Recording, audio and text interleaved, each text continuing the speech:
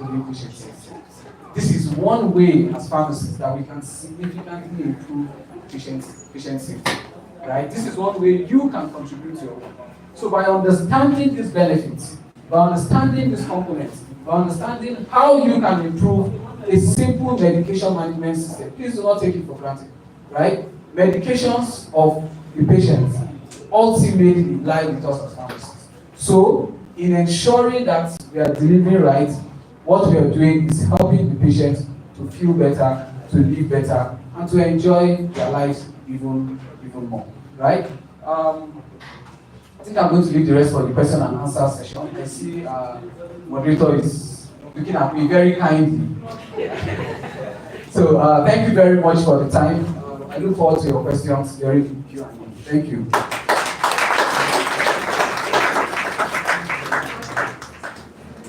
Right, thank you so much, Pharmacist Emmanuel Holger. Just as he was closing up, I got the mantra for him that these systems help patients and even people to live better and enjoy their lives. So you should try to know more of this data to better the lives of people. And so right now we're going global. We have somebody joining us from US, a personal pharmacist, Rich Kassim. I'm going to do a virtual presentation.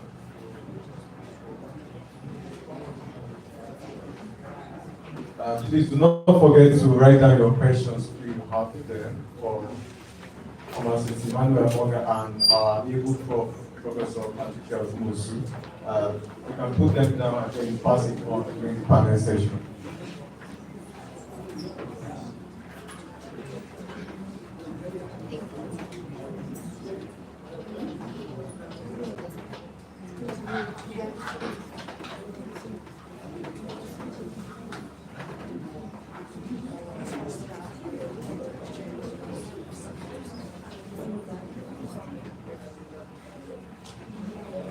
Okay, as they are setting up, I would like to engage you guys. So I started learning data analysis, and as it is well known, when you start learning data analysis, you start basically.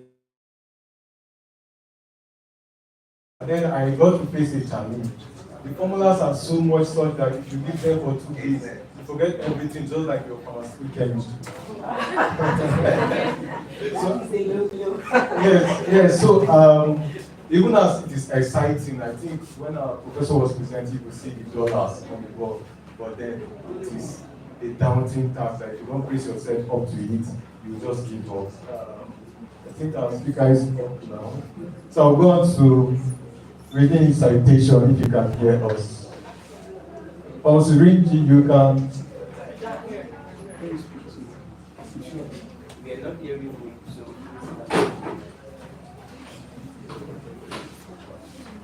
Okay, so I will go on with his citation. So Pharmacist Rinji Kassim was born and raised in Jos, Plateau State, Nigeria.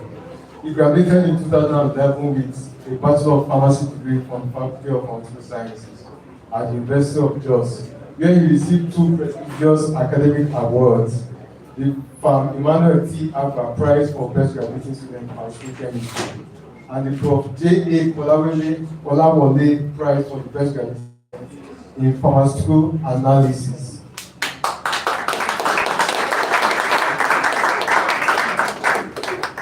During his undergraduate years, Pharmacist Rinji was deeply involved in student leadership, serving as a senator in the Student Representative Council and later as president of the Association of Plateau Pharmacy Students. With over a decade of experience spanning Nigeria and the United States, Pharmacist Rinji began his pharmaceutical career as a medical rep.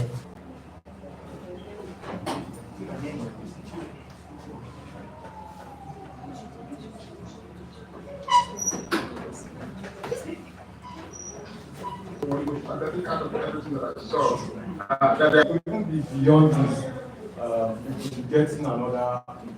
I think it's going to sell. Yeah, so these are the challenges we face. I don't know if I'm going to start from that.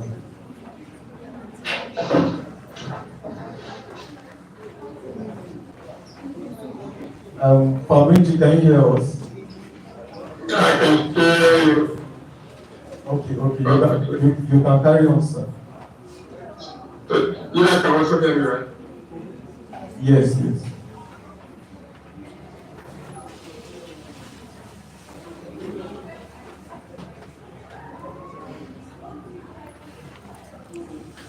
Can the room hear me? Yes, sir. Yes. I hear you.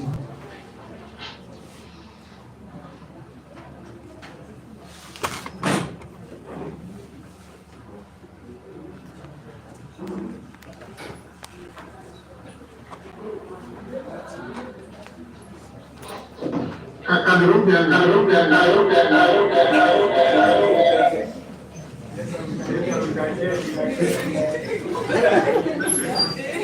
Alright, so I was talking about this, right? And they're called essential because they're not basic. For example, I work for a company that has been innovating producing drugs. We launched probably the first commercial insulin after it was discovered over 150 years.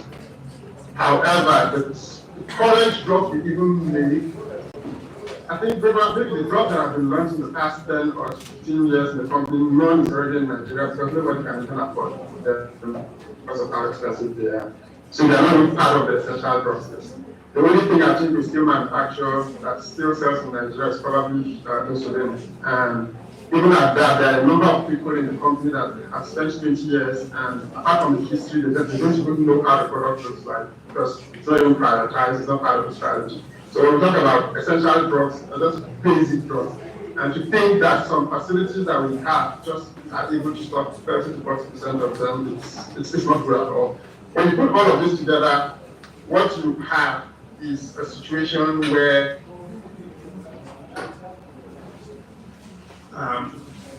there are drugs, right?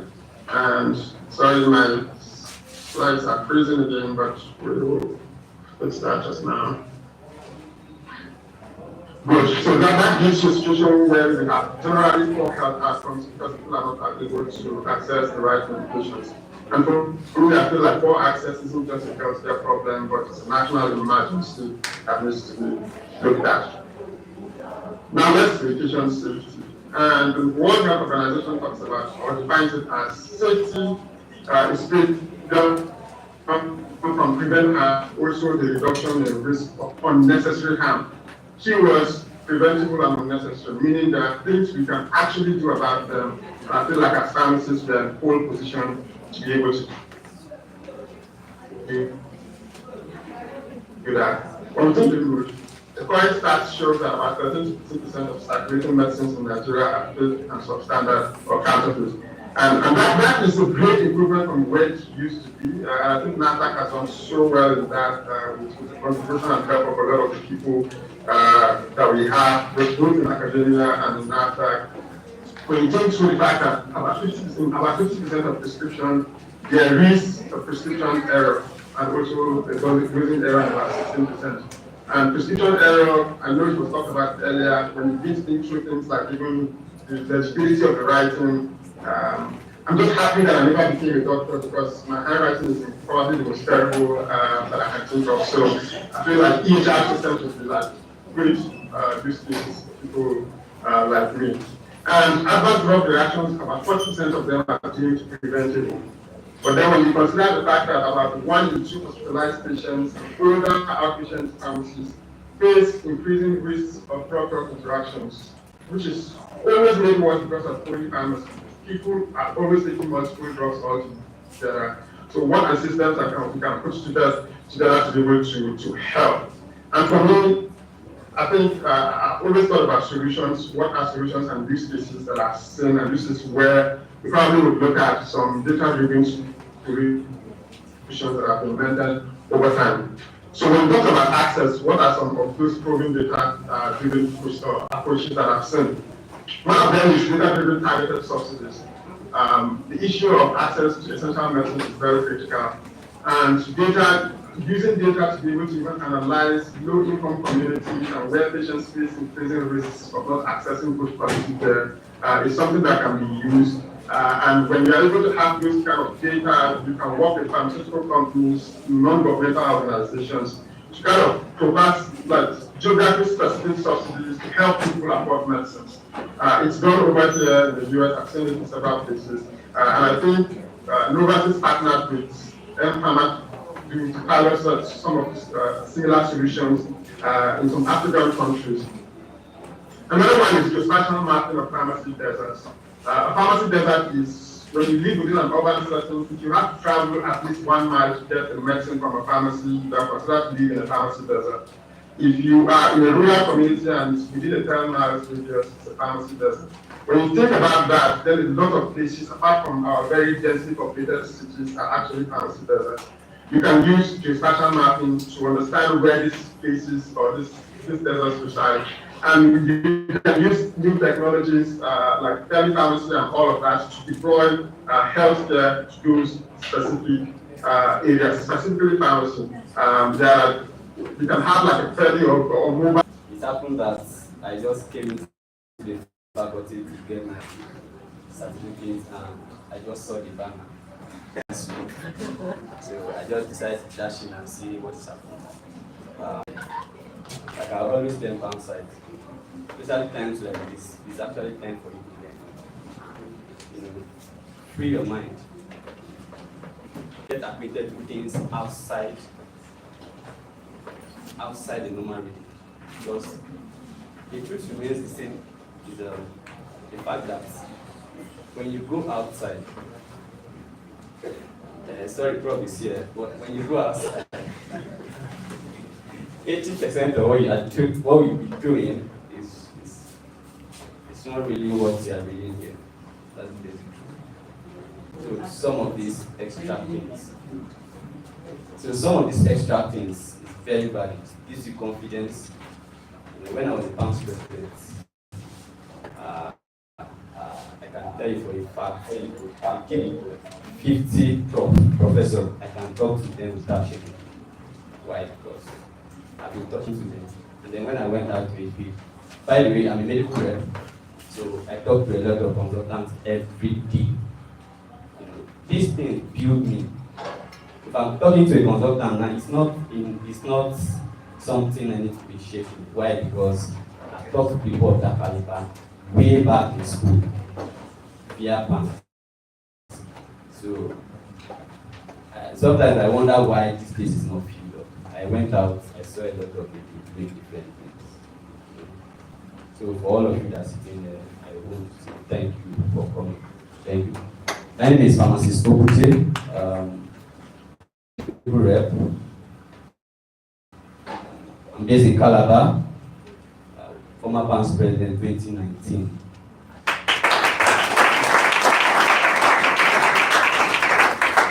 All right, thank you so much, sir, for the short but beautiful introduction. I'll hand over the mic to our prof.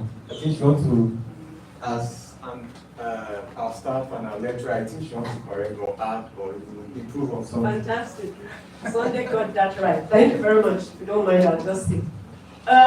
Your training as a pharmacist, 80% of who you are, that training is what made it. Learning time management, money management, being creative, being innovative, it starts with this training. Say, for example, I'll start with your farm chem practicals. You come in there isn't enough chemicals for the practicals.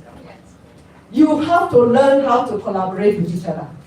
You have to learn how to work in a team. You have to learn how to do people management. Because if you don't speak well to the lab staff, you may not get that extra chemical or that extra glassware that you need. So don't think that this training is not important. It is really important. I tell the students to come, I'm saying this, giving you time to prepare your questions. People who come for project work, I tell them, I said, you can claim quite a number of skills. You can claim time management, you can claim personal management, you can claim all those skills, all those attributes that you see on a CV. You can claim just from saying, I carried out a research project. Because you have to work with your team, your classmates. You have to learn to depend on your classmates to say, how do you use SPSS? And you got to learn it. You got to ask your classmate, I don't understand this calculation. How do you do it? So please do not take all the things you are learning here for granted. The person that you will become, this is where you're learning how to become that person. The 20% that you will learn outside that puts you over the top, that now comes from you being able to apply all these skills, all the abilities, the capacities that you have built up during your training. The person that I am today, it is because I went to pharmacy school. Yes, I have an eye for detail. People tell me, oh, you always see those little things. I learned it as a pharmacy student. How did I learn that? Dispensing practicals. You forgot to sign one poison, and for that reason they give you a 0. If you are like me, you don't like to get a 0, you want to be sure that you don't forget next time. You must remember that.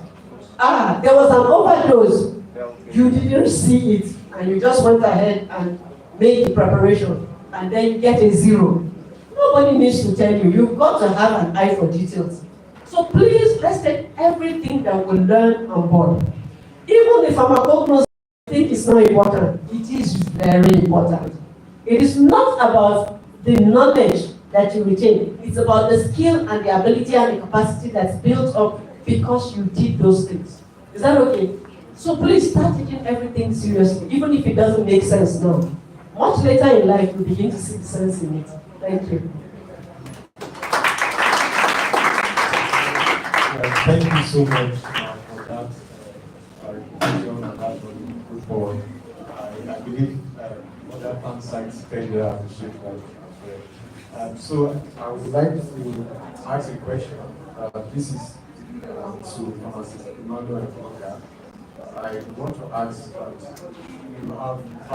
you have vast experience in sales and marketing and all of that. So how you integrate some of this knowledge, pharmacy, informatics to tailor initiative or intervention that reach persons, especially those who are in underserved communities like the rural areas? Thank you. I think the conversation before your question is a good prelude to my answer. Right? And I like that Prof brought a fresh perspective, right, to what our president has said. Yesterday, during my remarks, right, I have said that by virtue of being a pharmacy student, you can never claim to have a humble beginning, because the training you get here automatically sets you above practically every other discipline, right? From medicine to accounting to finance to law to engineering. The training you get here, there is no training that encompasses so much of life, right, as pharmacy. And so when you leave here, right, while we're in school, we usually get, I told you yesterday of a story that somebody told me, your pharmacy degree is just to give you this revenues, remember, right?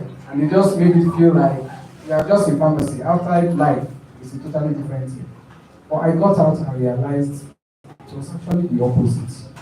A lot of what happens here, I agree with the president in the fact that a lot of those structures that we are probably doing now, you will not remember if you don't go into full pharmacy practice, if you don't go into research and all. I used to love pinnacle rearrangements, right? But he ended here. But guess what? Every other thing that I've learned from here, like Prof mentioned, time management. You cannot graduate from pharmacy without learning time management. You cannot. And that's a big skill that the world is looking for. Like, you cannot graduate from pharmacy without learning collaboration. That's a very big skill. I interview people practically every month, right? We are maybe opening new places or promoting people, we need to have more people come on. And I don't, during those interviews, typically by the time it gets to my desk, I'm not going to be asking you about pharmacy, right? So the first level of the interview, they probably try to test your, sense of pharmacy, ask you a few things about, drug, and all of that. But by the time you get to my level, when your file comes to you, there's no way I'm asking you about what you know about diabetes. What I want to know at that point is, how can you be a good fit in this team, right? How can you improve the team I already have? It's like somebody, you watch football, and there's a coach, right? when Pep Guardiola or Arteta, I apologize to people who don't watch football, but when Arteta or Guardiola, they are hiring new players, they are buying new players, they don't look out for, all of the pedigree you come. They look out for how you can fit into that team. Is there a space for a defensive midfielder? How do you plug it? Right. So at that stage, that is what I look out for. And then as you advance, the more you advance, right, a lot less of these technicalities come up, except if you're in research and all. But guess what? Some of these soft skills that you learn, that's what the world pays you. The last 2-3 jobs I've had, I'm not sure I've had to speak pharmacy, right? When I've not been interviewed, because usually people come to say, oh, we have this thing, do you think it makes sense to you? And then we discuss the numbers, right? But the conversation is usually around the value you can bring, how you can help our team. Oh, we're trying to set up a business in Nigeria, how can you help us? What should we expect from you? Right? We are doing this, what do you think you can do about this? So, as a sales and marketing person, how we try to leverage all of what we're talking about pharmacy and informatics into improving patient health care. If you listen to the presentation from Family, he talked about access, right? You cannot be talking access if you do not have data. You cannot be talking about availability of medications if you do not have the right data. So pharmacy informatics starts from data. It's numbers. If you listen to Prof, if you listen to Reggie, it's numbers, right? So your ability to understand how to interpret data decides what you want to do. So for instance, I sit right at my desk and I'm looking at the data that is saying in this part of the country we have a higher mortality rate than this other part of the country. That data, right? That data is going to. Can you hear me? I'll try to shout. Okay, so that data, what that data will do for me is for me to decide the kind of medicines I want to have in the market, right? The kind of people I want to employ, the number of people I want to employ. Data also says, oh, there's a population here, right? The population of people in Jos compared to the population of people in Gombe. That will impact the number of people I employ in Plateau State compared to the number of people I employ in Gombe, for instance, right? Data will show you, talk of the pharmacy desert. Data will show you that in these parts of the country, I can tell you now, from the top of my head, we have maybe like 9,000 pharmacy stores in the country and like 40,000 patent medicine stores. So that's why when he was saying in some states, I said it's not in some states, in every state, there are more patent medicine stores, right? But because I have access to that data, I can now decide this is how I want to build the team. These are the kind of people I want to employ. This is how I want to develop resources towards that, right? So that is how data comes in. As a pharmacist, you also want to be very, very strong on research. That is what will make people listen to you. The world will not hear your emotions. People will not talk because you say, oh, I believe this thing is going to work. I feel this is going to work. No, right? We are all very religious, but when it comes to business, the business of saving lives and making money, nobody likes what you believe. Your belief is not going to pay salaries, right? Your belief is not going to return profits to shareholders. What people believe and make investments in is data. So we have carried out a research, and the research shows 40% of the people in this area are exposed to this, and if we do this intervention, we are able to get a return on investment of this. I apologize if I'm going technical, but right? That is what data can do for you. And that is how data can help you, even in sales, in pharma sales and marketing, to determine the next steps that you're taking for your business, right? To improve access to medications for people in underserved communities. Because you're now looking at people in pharmacy deserts. How do you get medicines available to them? Like my colleague that just walked in is a regional manager for the North, right? So basically from Abuja to Borno, right? That's where you. So she has staff that cover all of those places, and they are looking at reports. We work with establishments like PBR Research right? That give you data of number of pharmacies, the products that are selling in those pharmacies, right? The people that have access to this product, and then you are looking at particular areas. In this area, they don't have access to this medicine for managing diabetes. What do you do? Right? But you cannot just decide, I want to push medicines to Barkeladi because we need to sell them. If you don't work with data, you will push it there, it will expire there. People may not use it, right? So you look at where there's need, where it's fit for purpose, and then you take business decisions. That is what drives, that is how pharma sales and marketing leverages data, right, to improve access to medication. Right, thank you so much for that elaborate answer. Thank you. So the next question is to Prof. But the question is different, very different between pharmacy informatics and information technology. Thank you very much. As the name suggests, pharmacy informatics has to do with the marriage between pharmacy, specialized knowledge of pharmacy, and information technology. Information technology is on its own. It's more database, it's a database science that deals, is a technology that deals with database, okay, and information. So pharmacy informatics, as the name suggests, is a marriage between information technology and pharmacy.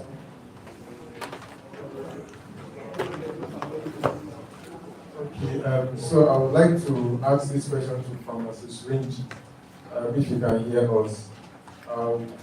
The question is, what are some entry-level or student-friendly ways to get involved in pharmacy informatics or research or projects? Because we get to understand that you're coming from the pharmaceutical aspect. So what are some entry-level or student-friendly ways students can get involved? Can you answer me now? Yes, I'm okay. Okay, perfect. Thanks for question and Prof. and also by some other. The biggest component of it, I think, is the data literacy component. How curious are you about data and how much do you want to get involved with that? There are a lot of things that I didn't understand until I left school. Sometimes your professor in school, most especially, really want to see how hungry you are for certain things. And there are professors that are working on personal research projects every single day that would need help from students. You could be a published author even before you leave school if you can just volunteer to say, hey, Prof, beyond just your regular project, are you working on something that I can help with?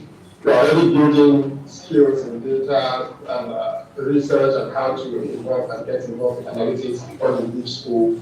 It can add to your resume. I think the internet has made things so easy these days that for almost nothing, you can learn a lot of those skills before you even leave school.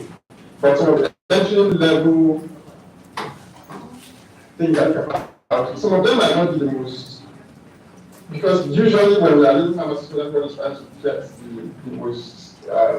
the job that pays the most. And some of them might not be that for you immediately. I know there are a couple of research companies that have popped up and that can even get involved with. I know someone that is working in the clinical research aspect of pharmacy. He graduated from Unijust as well, and is based in Vegas. And the company basically helps companies with real-world evidence collection. They're helping analyze data also just in terms of medications from aspect of Africa. So those opportunities abound. But I feel that the biggest aspect is your appetite for learning data analytics and just exploring opportunities that might present for you. And there's a ton you can do, especially with, I know which family now you guys have an extended 6 years, right? And you can form and build excellent relationships within that time frame. Before you leave, you can help with research projects, you can have friends in statistics that can help you just gain a deeper understanding of that subject.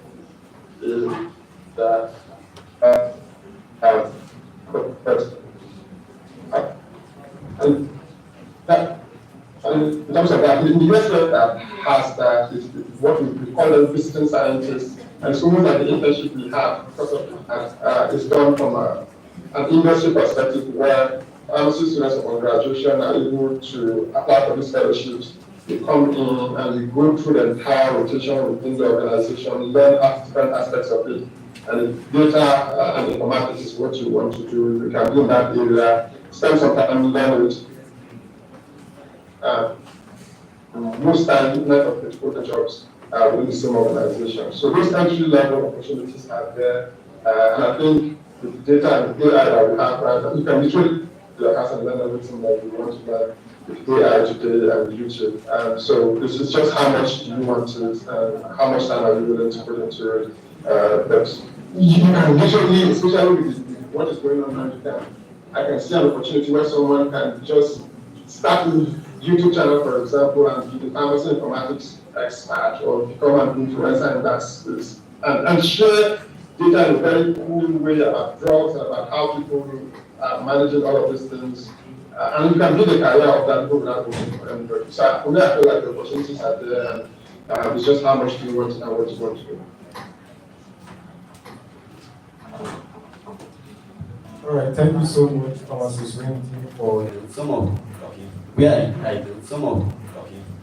I practice, we deal with figures. Little decimals can change a lot. It can either tell you that you are accurate or you just want to, tamper with figures. So detail figures. So detail. Attention to detail is very to your data correctly. Okay. So attention to details is very, very vital. If you want to get your data accurate. And once you don't get your data accurate, almost everything you're doing is wrong. Almost everything you're doing is wrong. Thank you. Thank you so much, sir. While the panel session was ongoing, we have some of our lecturers working in person of Professor Patrick Odorupeni, and then Dr.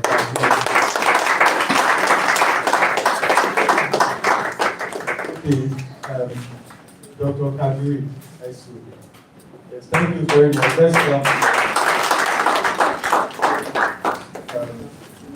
I've forgotten some few things from my PCT where we did introduction. I think they taught us lectures and all of that. Please forgive me. I have applications.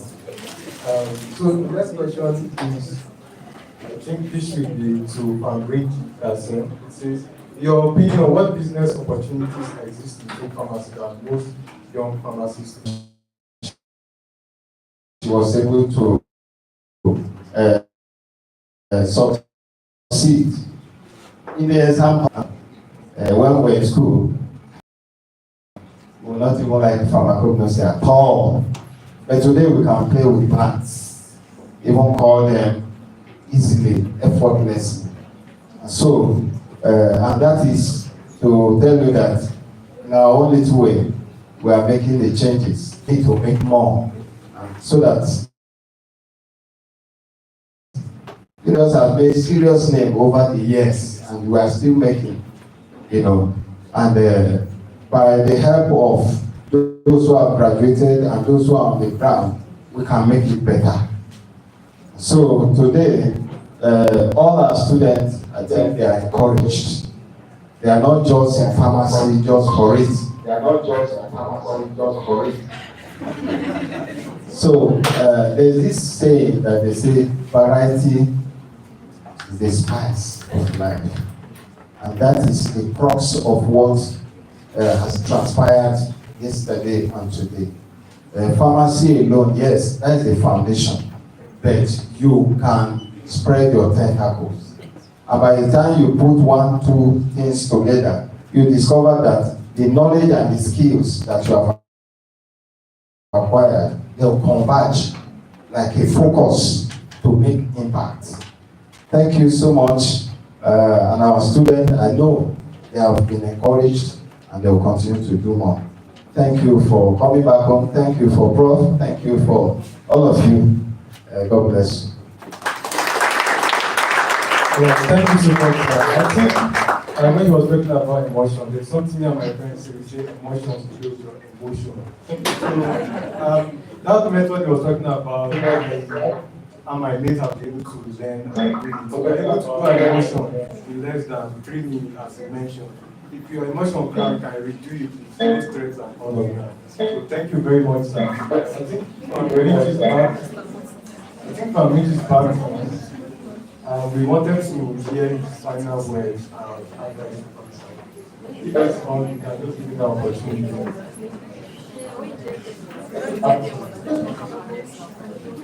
Okay, it seems that the crowd is not aligning.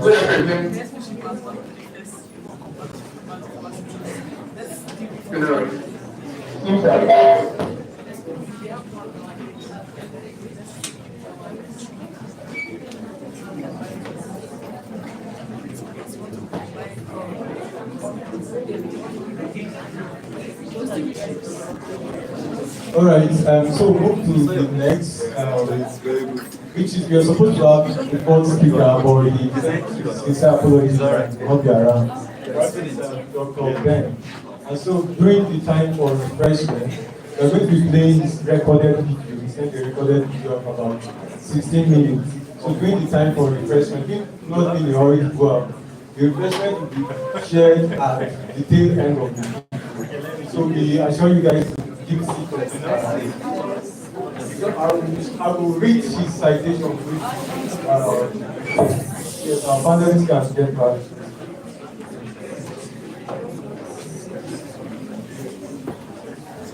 I will read his citation shortly.